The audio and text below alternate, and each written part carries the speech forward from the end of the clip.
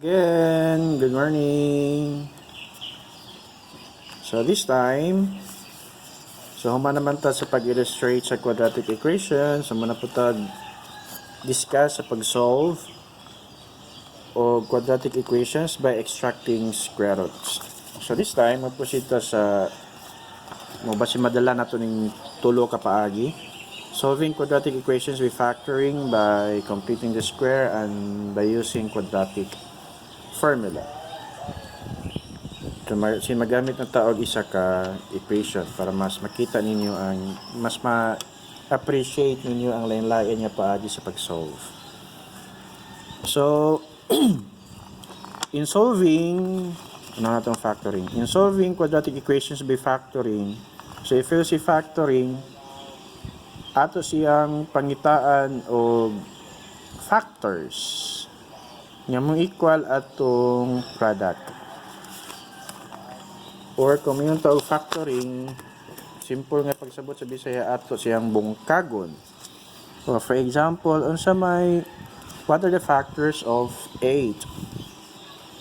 O unsa man ang duha ka numbers nga kung i-multiply sila mohatag og 8. So it could be 4 times 2, it could be 8 times 1. Yan ana. So it means ang 4 ug 2 are factors and 8 is the product. So yan ana. So solving quadratic equations by factoring, so nasa steps nga sundon. So transform the quadratic equation into standard form if necessary, kung wala siya naki-standard form. Then factor the quadratic expression. So katong sa left side or sa right side may atong i-factor. Then apply the zero product property by setting each factor of the quadratic expression equal to 0. Kaupat, solve each resulting equation. Then check the values of the variable obtained by substituting each in the original equation. So, pwede ka mag-check, pwede po ka dili na. So, it's an option. Then, dirito pero kung gusto ka maniguro, mamini kinayestado, no? Sigurista. So, kung gusto ka maniguro, hindi mo i-check ang values by substituting the values of x to the original equation. Then, dire po ta sa solving quadratic equations by completing the square. So, na po siya steps. So, divide both sides of the equation by a. Then simplify. Sunod, write the equation such that the terms with variables are on the left side of the equation and the constant term is on the right side. Katulo, add the square of 1/2 of the coefficient of x on both sides of the resulting equation. The left side of the equation becomes a perfect square trinomial. Kung may mo na siyang perfect square trinomial, himo na po nato siya nga square of binomial. Kaya ang perfect square trinomial can be written also into a square of binomial. Then, solve the resulting quadratic equation by extracting the square root. So, gamit niyo po ng extracting square root, no? Then, ikaunom, solve the resulting linear equations. Then, check na po. Kung kaya mo nagdaduha sa inyong tubag, hindi inyong i-check ang inyong answer by substituting the values of x to the original equation. And lastly, by using the quadratic formula. So, unsa man ang quadratic formula? So, x is equal to negative b plus minus square root of b squared minus 4ac all over 2a. So, kung yun, gamitan to quadratic formula, imon sa nato nga standard form, kaning ax squared plus bx plus equals 0, ang equation dayon kuhaon ng values of a, b, and c. I-substitute nato diri sa formula. Then, ato dayon siyang i-simplify. So, sige, let us try. Again, magamit ng taog isa ka equation para mas ma-appreciate ninyo ang atong paagi. Sige. Atong gamito ning equation nga Sige, kabe. Doon lang kaya ito pala yan, balik. X squared plus 9x equals negative 8. Sige, atong subayon ang steps. Transform the quadratic equation into standard form if necessary. Kinahanglan pa ba himong standard form? Yes, kinahanglan pa.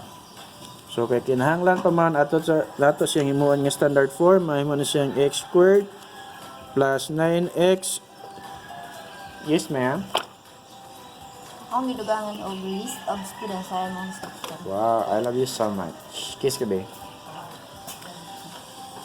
So, gamitin natin transposition. Pagbalihin, mahimo ng plus 8 equals 0.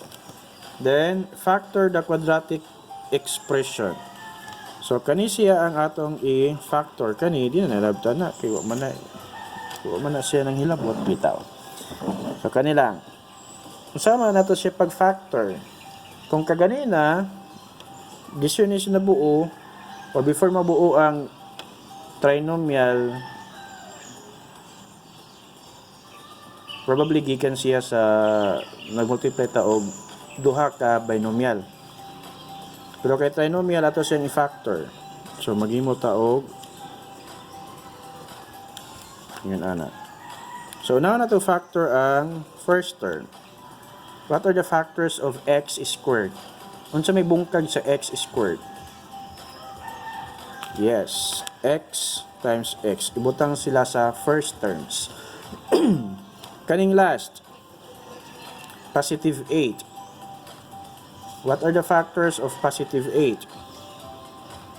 Probably, ang 8 is equal to positive 8 times positive 1 or negative 8 times negative 1.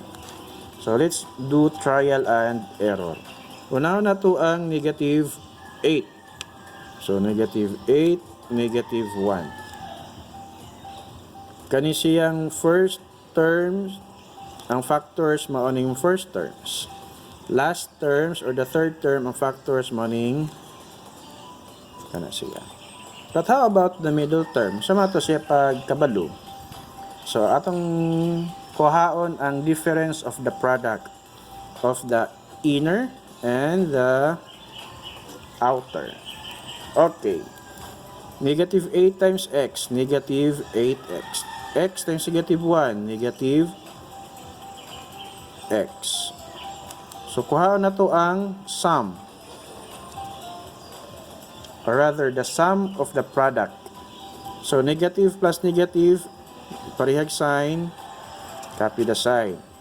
So, kay parehag mag-sign, nag-add, i-add. 8 plus 1, mao ba?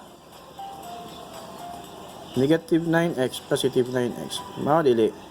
Yes, dili siya mao. So, di ni siya mao nga factors. The other one, positive 8, positive 1. Yet, positive 8 times x, positive 8x, x times positive 1, positive. Parehag sign, positive. So, kung parehag sign, i-add. So, 9x. Mara ba? Yes. So, x plus 8, x plus 1 is equal to 0. Muna na si factor sa quadratic expression. Then, ato din i-apply ang zero product property. If you see zero product property, equate each factor of the quadratic expression into 0. So, it means x plus 8 equals 0. Ito nga ito babag or coral. X plus 1 equals 0. Kung baga, kani siyang equal nga 0, ato siyang giapod-apod niya dira. Kay lain-lain naman siya nga factor. So, gikan ani, in your grade 8, ato siyang isolve using linear. So, kay x plus 8, pwede ta mag-transpose, pwede po ta magdugang og additive inverse. So, kung i-transpose, x is equal to negative 8. This is the first value of x. Transpose, so x equals negative 1. This is the second value of x. So, these are the two values of x. So, again, transform the equation into standard if necessary. Then, factor the quadratic expression. Pag factor, i-apply ang zero product property by setting each factor of the quadratic expression equal to 0. Then, i-apply din na to ang sa linear equation. Since ang each factor equal to 0 naman, i-apply na nato ang linear equation. Kabalo na mo ana sa kaysa grade 8. Hassler naman na Hassler. So, dumdama ha, kani nga equation, yung values of x are negative 8, negative 1. Sige, gamitan po nato siya og extracting square roots. Completing the square. So, sa to atong equation, x squared plus 9x equals negative 8. Okay, the steps. Divide both sides of the equation by a, then simplify. What is the value of a? Understood 1. So, kay 1 naman siya, ayun na, pag-divide. Kay any number divided by 1, the result is still the number. O na nga, ikaw, bahinon kausa, hindi pila naman. Isa, nagyapon ka. Okay, so, di na, ambak na ta. Write the equation such that the terms with variables, katong na yung mga x, with terms with variables are on the left side of the equation and the constant term is 1 on the right side. So, kaning example, nakaporma na sudaan ang naay mga x sa wala, ang walay x, we experience joke. Ang walay mga x sa tuo, or the constant term. Porma na sudaan. Pero kung wala siya nakaporma, edi ibalihin lang nimo siya. Again, duha ka pamagi, transposition or adding an additive inverse. Ikatulo, add the square of 1/2 of the coefficient of x on both sides of the resulting equation. The left side of the equation becomes a perfect square trinomial. So, magdugang daw ta o square of 1/2 of the coefficient of x. Coefficient of x ha, not x squared. So, kani siya. What is the coefficient of x?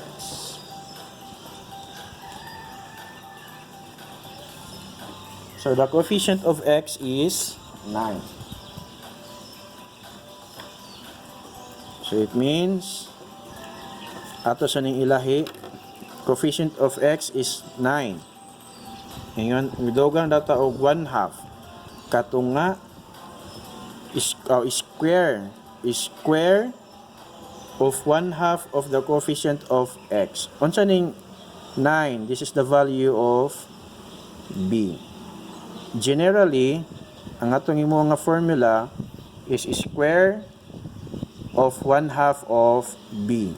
So, kung unsa ang value sa b, the value of b is 9 over 2 raised by, or the square of 9 over 2. 9 divide 2, muhatag ba siya og whole number? Kung di siya muhatag og whole number, largo na lang nato siya og square. So, square of 9, 81. Square of 2, 4. So, it means magdugang ta og 81 over 4 sa kada side. So, x squared plus 9x plus 81 over 4 equals negative 8 plus 81 over 4. So, this case, kung tanaw na to, probably karon unahon na ninyo naglibog na mo. Pero kung whole number ang result ani sa pag-divide, mas simple siya no, pero mas mayo namang makatesting tag lisod-lisod gamay. At least pag sayo na, dali na siya i-solve. Sige, padayon ta. So manatag add sa square of 1/2 of the coefficient of x on both sides. So kay nahimo na ni siyang perfect square trinomial. Himo na po nato ni siya nga square of binomial. Unsa man paghimo ani sa square of binomial? O mura gyapon to kaganina sa factoring. Pero di lang ta mag-factor karon. Himo na to siya nga square of binomial. What is the square root of x squared? X.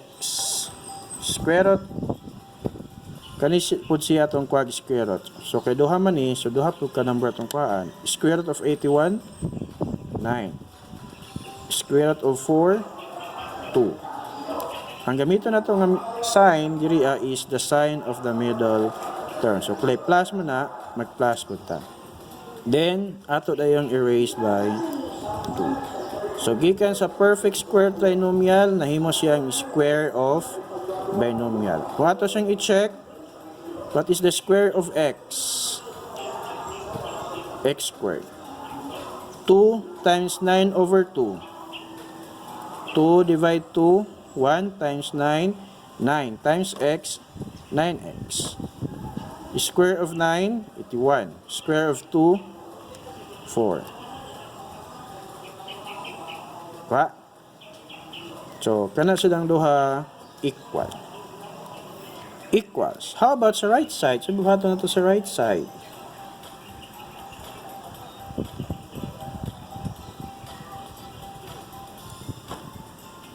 So, ito po siyang i-combine. How to combine this one? 4 times negative 8. Negative 32 plus 81 all over 4. So, ito siya i-operate sa right side. Negative 32 plus 81. Pila? Di man pareha og sign, so ato siyang i-subtract. But unsa nga sign ang sundon? Sign sa dako. So it is positive. Ang duha ka numbers i-minus 81 minus 32 is equal to 49 over 4. So ang left side ato lang ning kopyahon. So kung napurma na gingon ani, let us now extract the square roots. Oh. Kani siya good as x squared man ni. Pero kuha na siya doon ang terms. Kani siya good as constant term. So extract the square root, extract the square root. So bilin is x plus 9 over 2 equals plus minus square root of 49 square root of 4. Okay. So naay duha karon ka values ang x. Unahan na to ang x plus 9 over 2 equals positive 7 over 2. Ang isa pod, x plus 9 over 2 equals negative 7 over 2. Okay. So, pwede ta mag-transpose para mas madali. So, x is equal to 7 over 2. From positive, may mong negative 9 over 2. Pareha og denominator, we can combine directly sa numerator. 7 minus 9, negative 2. Divide 2, negative 1. Dili pod, x is equal to negative 7 over 2 minus 9 over 2. Likewise, parehag denominator, go directly sa pag-combine sa numerator. Negative, negative, copy. I-add na to ang number. 7 plus 9, 16. Divide 2. Okay. Mura ba kaganina? Yes. Mura kaganina. This is the first value, second value. Pwede na to siya mabali-bali. Pwede ma first value ang negative 1. Pwede po ang negative 8. So, pareha na sila og result. This is by extracting square roots by factoring. Last, dirito sa by quadratic formula. So, same equation, x squared plus 9x equals negative 8. What is the quadratic formula? Negative b plus minus square root of b squared minus 4ac all over 2a. Okay, unsa man ang steps sa pag-solve sa quadratic equation gamitan ng quadratic formula? Una, himuon siya nga standard form. Naka-standard form ani? Yes, wala. So kung wala siya naki-standard form, atong imong standard form, ato ni siyang ibalhin. So may mo ng x squared plus 9x plus 8 equals 0. So kay standard form naman siya, motoy una, himon nga standard form sunod, atong balon ang value sa A, B, C. What is the value of A? Understood, kung walay number nga makitaan, it is 1. Value of B, 9. Value of C, positive 8. Kung ano value sa A, B, and C, ato ni siyang i-substitute diri sa quadratic formula. So, what is a negative? What is the value of B? 9. Plus, minus. Square root of, what is the value of B again? 9 squared minus 4. What is the value of A? 1. Value of C? 8. All over 2 times 1. So, negative 9 plus minus square root of 9. 4 times 1 times 8. All over 2. 81 minus 32. Pila? Yes. 49. All over 2. So, ito na po na yung bahinon. Unang nga value sa x. O ikaduha nga value sa x. Negative 9. What is the square root of 49? Yes, 7 over 2. Dili po, negative 9 minus 7 over 2. So, the first value of x, negative 9 plus 7. Divide 2, negative 1. Negative 9 minus 7. Divide 2, negative 8. Okay. So, nakita na to nga using lain-lain nga paagis sa pag-solve sa quadratic equation, but still the result is the same. The results are the same. So una, by factoring, nakita nato nga ang value sa x, values of x are negative 1, negative 8 using factoring. Quadratic formula using factoring, values are still negative 1, negative 8. Using completing the square, the values of x are negative 1, negative 8. So hopefully, nakatabang ko sa inyong pagtuon in this time of pandemic. For sure, mubalik na kita sa face-to-face kaya ubang ng mga nasod. Just like in Hong Kong, sa ako ang niece, mubalik naman na sila og face-to-face. So probably, hindi pa lang siguro karon. So, muna karon ang muna ang dagway karon sa eskwelahan, katong wa pa ka visit diri sa Avis. So, enjoy while learning. Di lang nato pabugato natong una-una og dughan kay basimusamot ang ato ang kagol karon nga panahon. Then kung mubalik na ta sa normal, mo ni ato ang classroom. Oh, this is itong primero na ko nga pakita, grade 10 siya, pero okay, nabalik na po ko grade 9. Di siguro ko pawaon ng grade 9. So, mo ni itong classroom. Oh. Ini siya. Mapa ko nagbutang og structuring. Kay wala pa. Basig unsay pangitaon sa mag-evaluate. So, katong wala pa nakakuwag mo Diyos, mo ni siya. Tulo na lang sila kabuok. Then, katong wa pa po kakuha og mate, English, nanatay kopya diri wa pa kakuha PLE, Science, Filipino. So, alin mo diri kay ato ning ipang distribute. So, thank you. Hopefully, nakatabang ko sa inyo ang pagtuon. And thank you. God bless. See you around.